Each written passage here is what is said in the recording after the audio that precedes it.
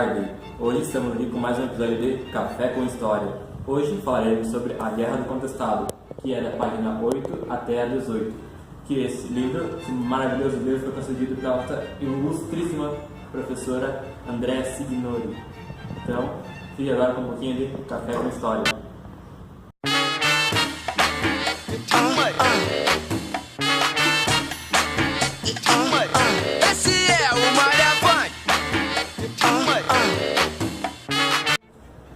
Boa tarde, eu sou o professor Ivo, o melhor e mais renomado que estudei em Harvard, e a gente vai explicar um pouquinho sobre a Guerra do Contestado. Começaremos pela ocupação do território.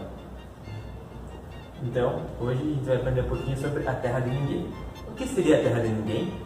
Fica aí a questão. Até o final do século XVII, que começou em 1601 e terminou em 1700, o interior da região sul brasileira era desconhecida, pois era habitada por índios e não existia uma civilização moderna aqui. O único espaço ocupado era no litoral, que nessa época o Brasil era dividido em capitanias identitárias. Eram entre 13 a 15, que começavam de Belém até Laguna, no estado aqui de Santa Catarina. E essas capitanias hereditárias foram feitas pelo Tratado de Versalhes, que começou em 1494. Mas eles nos perguntam, por que começou em 1994? Porque o Papa, a coroa portuguesa e espanhola, já sabiam que existia terras além do mar. Então eles delimitaram essas regiões. Tanto que depois, quando chegou em 1500, veio, esqueci o nome do cara lá, porque é muita gente que a gente conversa no WhatsApp, né? A gente não tem muita controle. Mas ele chegou aqui e descobriu, na verdade não descobriu, a terra do Brasil foi invadida. Então, por isso que foi criado em 1994. 1494, isso. E aqui era um sertão, e o sertão se erguia nas missões jesuíticas. Mas me perguntam, como assim sertão? O sertão não é lá para cima, em Belém, no norte?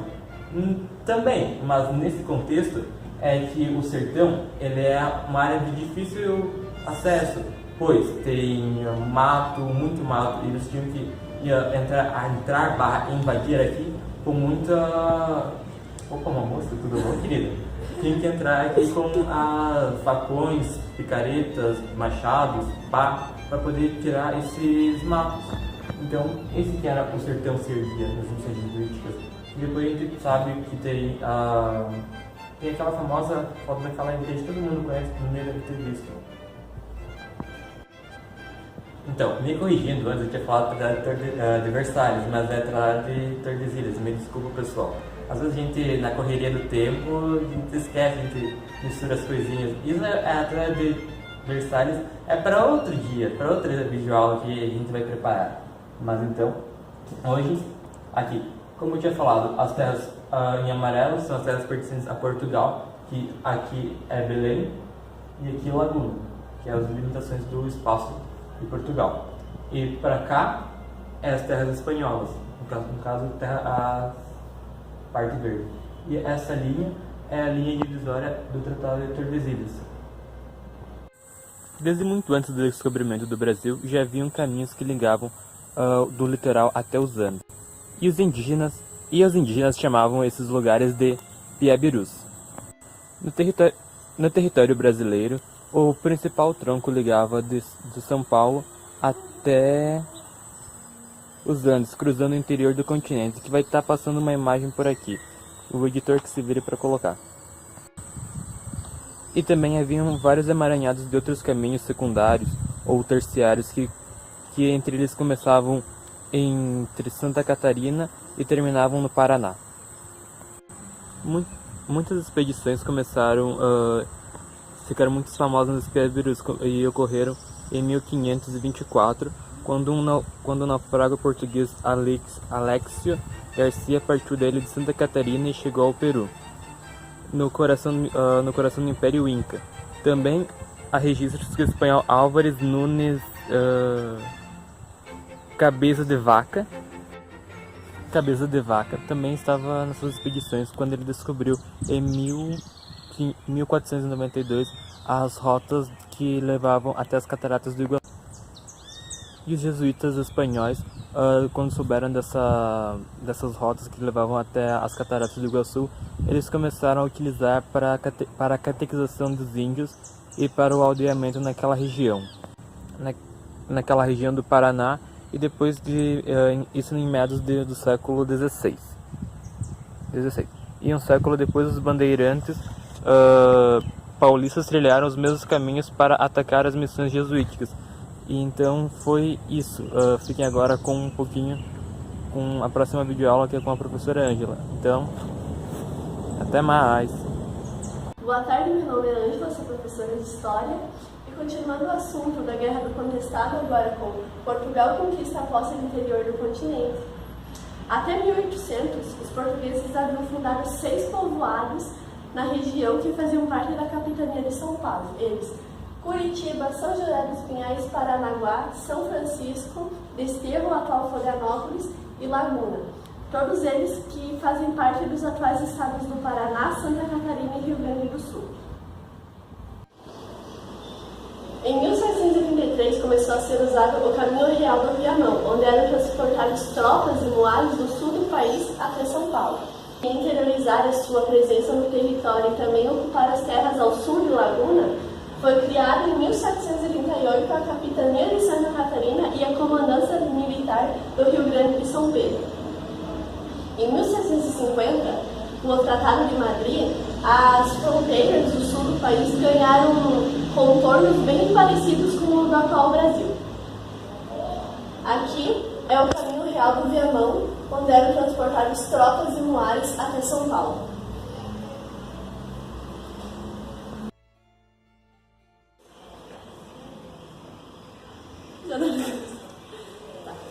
Em 1766 foi criada Lages, mas foi apenas em 1800 que ela foi incorporada à Capitania de Santa Catarina.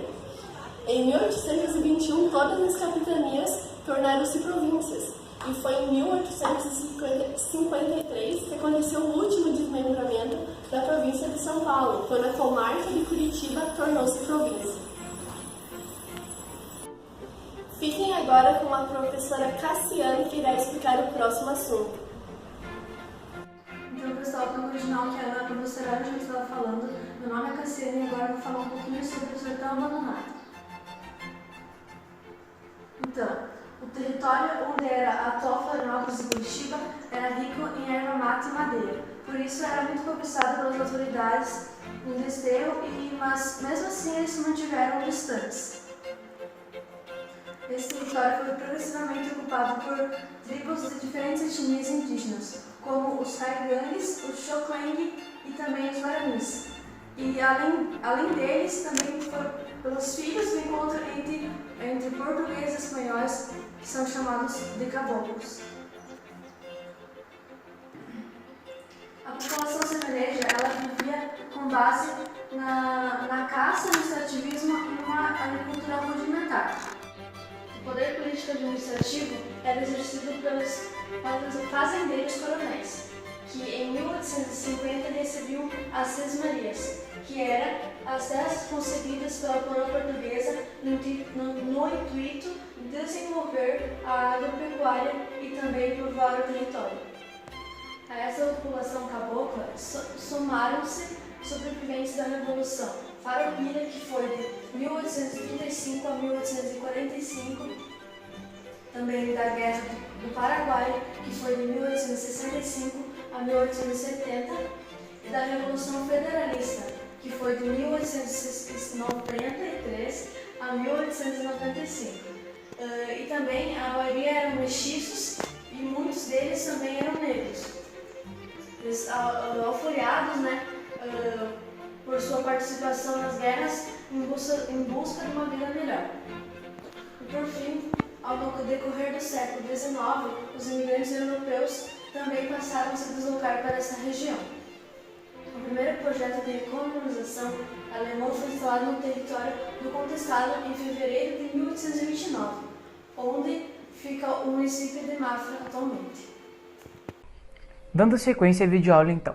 Em 1853, Santa Catarina e a província do Paraná disputavam a posse de um território.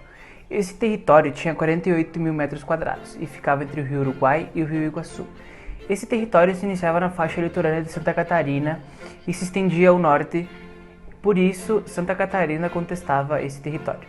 Já em sua defesa, o Paraná alegava que recebeu esse território de São Paulo. Em 1865, esse território foi dado ao Paraná, mas logo no mesmo ano foi anulado.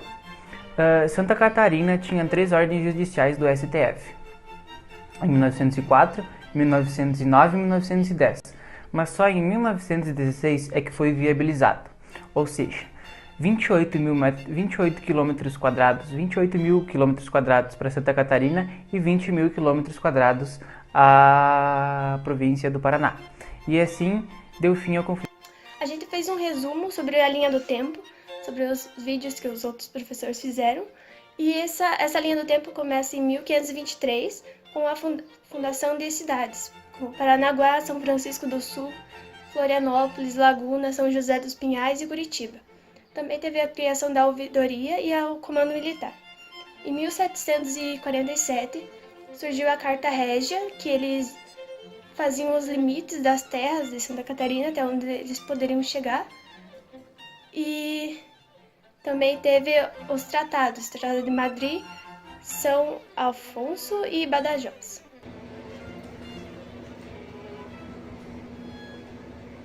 Fala pessoal, eu sou a sua Pavófis, a sua mais nova professora de História. E hoje serei sua professora de História durante mais ou menos uns 2 minutinhos. Então vamos iniciar logo com a nossa linha do tempo, que o Enem está chegando e a gente precisa se preparar para isso.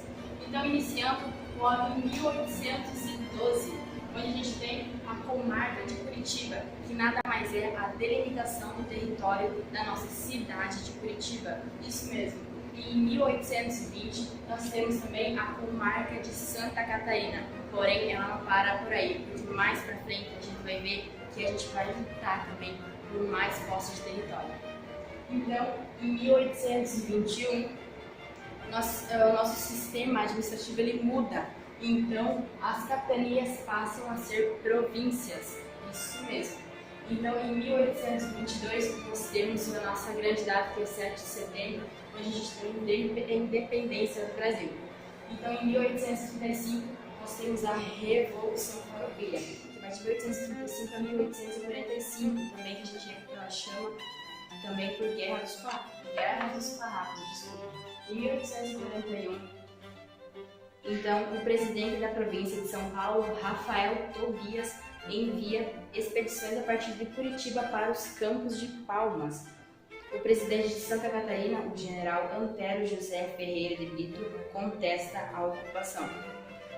E logo em 1853, a criação da província do Paraná, desmembrada de São Paulo, com os territórios da comarca de Curitiba, a disputa de Santa Catarina deixa de ser contra São Paulo e passa a ser contra o Paraná, então.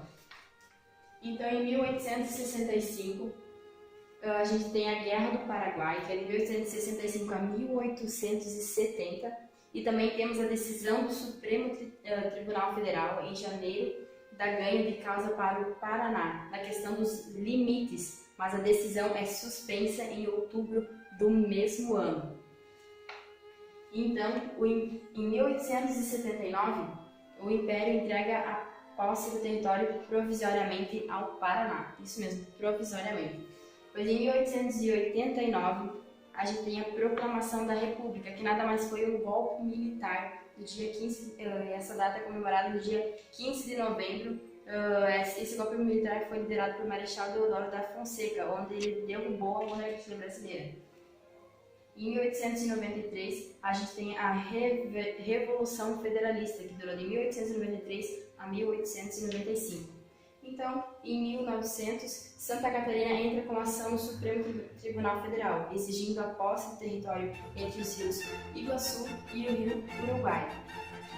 E aqui em 1904, então a gente tem de vez a decisão do território de Santa Catarina. Então, a decisão do Supremo Tribunal Federal dá ganho de causa para Santa Catarina na questão dos limites territoriais entre os dois estados. A decisão é ratificada em 1909 e 1910. Isso aí, muito obrigada pela sua